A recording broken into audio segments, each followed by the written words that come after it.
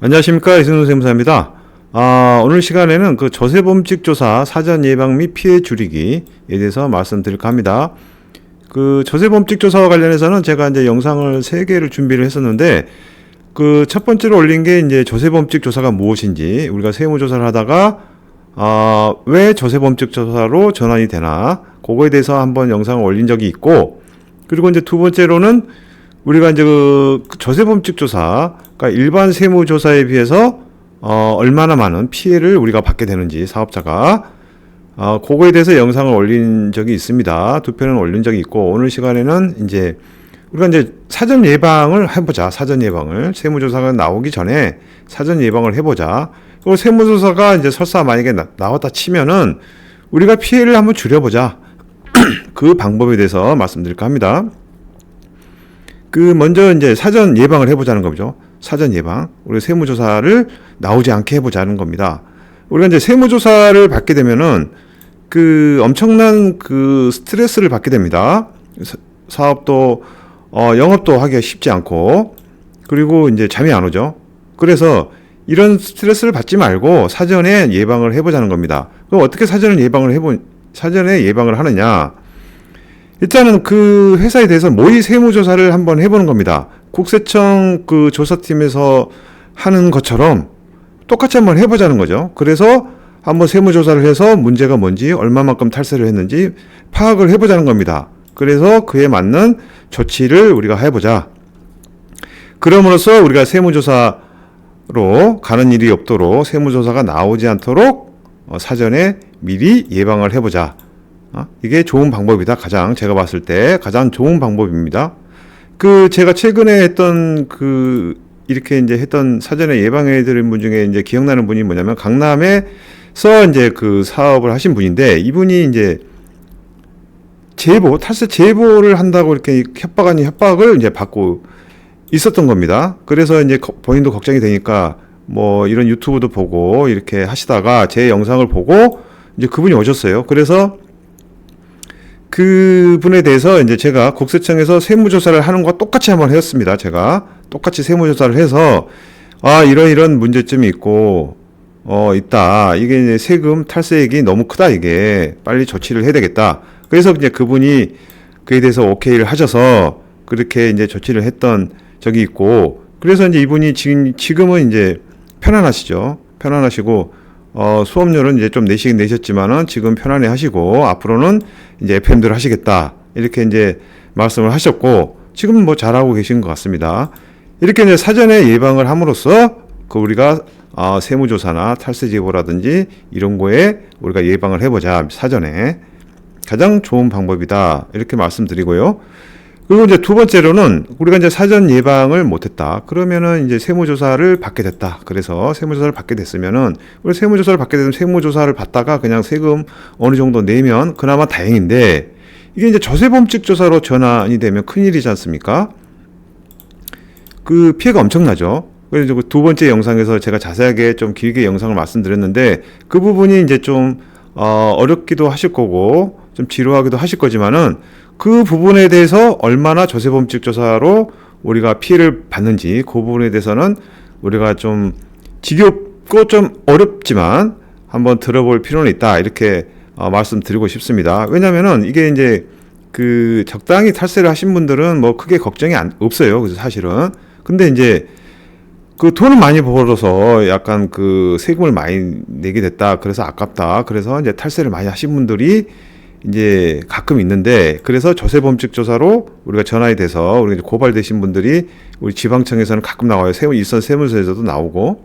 근데 이분들이 이제 가장 그 문제가 뭐냐면은, 그 본인들이 이런 그 탈세 행위를 했을 때 얼마나 많은 그 피해를 받게 되는지 그걸 구체적으로 모른다는 겁니다. 그걸 제대로 알면은 그렇게 할까 그런 생각이 듭니다. 아마 못할 것 같긴 한데, 얼마나 피해를 받게 되는지 그거에 대해서 아셔야 된다. 그래서 그 영상을 참조해 보시길 바라고, 오늘은 이제 조세범칙 조사로 전환되지 않도록 우리가 이제 대응을 해야 됩니다. 사전 예방을 못했다. 그래서 세무조사가 우리가 나왔어요. 나왔으면은 최소한 조세범칙 조사로 전환은 안 되게끔 우리가 대응을 해야 됩니다. 우리가 조세범칙 조사 요건이 뭐가 있습니까? 두 가지가 있어요. 일단 탈세하는 방법이 사기있다 부정한 방법이어야 됩니다. 그러니까 고의적으로 작정을 하고 탈세를 해야 된다. 그리고 두 번째로는 그 금액이 탈세를 했는데 금액이 작으면은 그걸 가지고 고발할 수는 없지 않습니까? 근데 금액이 어느 정도 금액이 이상해야 되죠. 어느 금액 이상. 금액은 작더라도 비율이 어느 정도 이상해야 됩니다. 매출은 나는 1억밖에 안 돼. 근데 5천만 원이 갈아야 그래도 고발이 될 수 있어요. 비율 기준이 있기 때문에. 그러니까 그 영세업자라고 해서 고발이 안 된다 이건 아니고 금액하고 비율 기준이 있다. 요거는 이제 국세청 내부 기준인데 여기 이제 처분의 통일성을 기하기 위해서 이렇게 한 거죠. 어느 팀장은 고발하고 어느 팀장은 고발을 안 하고 자의적으로 그렇게 못하게 하기 위해서 이제 통일적으로 만들어내는 내부 규정인데 이렇게 두 가지 요건에 해당이 되면 이제 조세범칙 조사로 전환이 되는 건데 이런 두 가지 요건에 해당이 되지 않는다. 나는 이 업체는 해당이 되지 않는다. 이렇게 이제 대응을 해야 된다는 겁니다. 우리는 사기이타 부정한 방법 이건 아니다. 이거 사기이타 부정 방법 아니다. 고의를 한 거 아니다. 이렇게 이제 소명을 해야 되고 그리고 이제 그 금액 기준하고 비율 기준인데 그 기준에 우리는 미달이다. 그 금액을 줄여야 된다는 겁니다. 이 포탈 금액을. 이 줄이는 게 이제 방법인 거고 노하우인 건데 어쨌든 이 금액하고 비율을 줄여야 된다. 그래서 조세범칙 조사로 최소한 조세범칙 조사로 가지는 말아야 되겠다. 이렇게 가지 말도록 대응을 해야 된다. 이 두 번째고 세 번째로는 우리가 이제 세무조사 전문 세무사한테 의뢰를 하는 게 좋겠다. 이렇게 이제 말씀을 드리고 싶습니다. 왜냐면은 이게 우리가 이제 사기이타 부정한 방법이 아니다. 또는 포탈 금액을 줄여야 된다. 요거는 이제 다툼이 있는 거죠. 다툼. 이제 조사팀에서는 그렇다고 그럴 거고 우리 세무사는 이제 아니라고 그럴 거고 그 다툼이 있지 않습니까? 그런 다툼이 있는데 이에 우리가 세무사가 논리력을 가지고 경험을 살려서 대응을 해야 된다는 겁니다. 그러면은 그런 대응을 하기 위해서는 최소 우리가 세무조사를 한 10년 정도 해본 사람 그런 사람이면 더 좋지 않을까 그런 생각이 듭니다. 왜냐면은 우리가 전문성이라고 하는 거는 우리 디테일에 있는 거 아닙니까? 디테일. 우리가 세무조사에 대해서 무슨 얘기를 한다 그러면 본인이 실제 안 했어도 얘기는 할 수 있어요. 그거는. 그렇지만은 우리가 실제로 우리가 대응을 할 수 있냐? 우리가 못 심는 방법에 대해서 우리가 잘 안다고 해도 공부를 해서 잘 알아요. 책을 보고. 그렇지만 네가 실제로 모를 한번 심어봐라. 모를 비가 오는데 모내기를 한번 해보고 모를 한번 갖고 봐라. 그렇게 하면 그 사람이 할 수 있겠습니까? 그러니까 뭐든지 해봐야 안다는 거죠. 그리고 해봐야 아는 거고 어떻게 모를 깊이를 어느 정도로 심을 줘야 되는지 어느 정도로 깊이를 심어야 되는지 이런 건 다 디테일 아닙니까? 디테일. 그런 디테일의 전문성이 있다. 그렇게 이제 말씀을 드리고 싶고 그래서 우리가 세무사 우리가 이제 여러 가지 세무사가 이제 있긴 있는데 아시는 분도 있을 거고 편하니까 그분들한테 의뢰하시는 분도 있고 여러 가지로 하시는데 제가 추천드리는 거는 세무조사 국세청에서 최소 10년 이상은 그래도 세무조사를 해본 사람이면 이런 대응이 되지 않겠나 이런 생각이 듭니다. 세무조사를 할 때 우리가 세무조사라고 하는 거는 그거지 않습니까? 사실관계를 확인하는 과정이죠. 세법을 적용하기 이전에 사실관계를 확인하는 과정이 우리가 조사 아닙니까? 조사죠. 그러니까 이런 세무조사를 할 때 우리가 조사팀에서 이제 그런 주장을 할 수 있는 거죠. 자기들한테 유리한 증거만 할 수 있고 유리한 자료만 빼가지고 할 수 있는 거고 여러 가지 방법이 있어요. 그리고 이 세무조사를 그 사람이 어떻게 잡았는지 조사팀이 어떻게 잡았는지 그것도 알아야 되고 그리고 조사팀장이 이제 친절하지만은 또 할 거 다 하는 사람 있고 또 좀 약간 조사 방식이 고압적이신 분도 있고 그런 분도 있어요. 그러니까 거기에 맞춰서 우리가 대응도 해야 되고 어떻게 잡았는지 그리고 자기들한테만 유리한 그런 자료만 한 게 아니냐 그런 주장만 하는 거 아니냐 이런 거를 잘 알아야 됩니다. 그런 걸 알려면은 본인이 많이 해봤어야 아는 거죠. 그거를. 그리고 이 조사팀에서 어떻게 이제 조사를 끌고 나갈 건지 향후 어떻게 처분하려고 저 사람이 지금 그러는 건지 뭐 이런 것도 알아야 되고 여러 가지 그 디테일이 아주 중요하다. 세무조사라고 하는 거는 이런 사실관계가 확인된 다음에 그 다음에 이제 세법도 적용하는 거기 때문에 이런 경력이 많이 필요하다. 그런 생각이 듭니다. 그래서 이제 우리가 이제 국세청 경력이 있다. 무조건 뭐 이렇게 그게 아니고 국세청 경력이 있어도 세무조사 안 해본 사람도 있어요. 그리고 뭐 1, 2년 해본 사람도 있고 그래서 세무조사 그 부서에 오랜 기간 그 경력이 있는지 경험이 있는지 그걸 확인해 보시고 이런 분한테 하시는 게 조금이라도 유리하다. 본인한테 유리하다 그런 생각이 듭니다.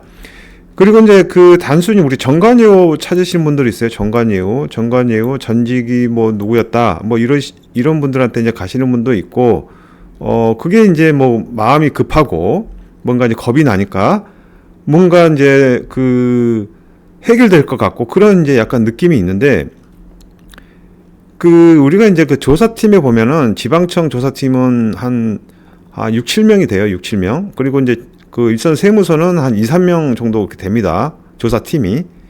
그러면은 이 조사팀에서는 어떤 조사, 이 세무조사에서 확인한 그런 내용 있지 않습니까? 이런 쟁점사항이라든지 이런 조사 내용에 대해서 서로 공유를 합니다. 공유를.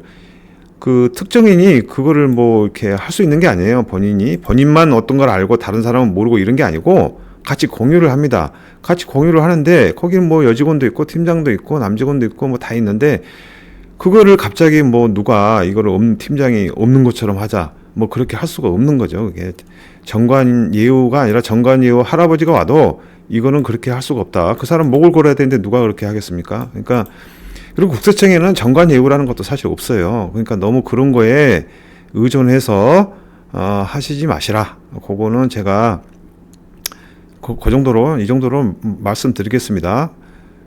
그래서 이제 우리가 이제 우리가 이제 사전에 세무조사라든지 조세범칙 조사라든지 이런 세무조사는 피하는 게 좋죠. 피하는 게 먼저. 내가 너무 잘못이 크면 언젠가는 세무조사를 받게 된다. 그런 거는 일단 아셔야 되고 뭐 재수없게 뭐 몇 년은 이제 뭐 세무조사가 안 나왔을지 모르지만은 이제 행위가 클수록 우리가 발각될 확률이 큰 거 아니겠습니까? 그래서 가장 좋은 방법은 이제 사전에 예방을 해보자. 모의 세무조사를 한번 해서 사전에 예방을 해보자. 그리고 만약에 세무조사가 나왔다 그러면은, 이런 세무조사를 많이 해봤던 그런 전문 세무사님한테 의뢰를 해서 우리가 이렇게 대응을 잘하자. 우리 대응을 잘해보자. 고의적인 방법이 우리는 아니다. 우리 탈선을 했지만은 사기타 부정한 방법 고의적으로 한 건 아니다. 그리고 포탈 금액이, 이거라고 주장을 하지만은 우리는 이게 아니다. 그런 노하우, 전문성을 발휘를 해서 이런 거를 대응을 해야 된다. 이렇게 말씀드리겠습니다. 감사합니다.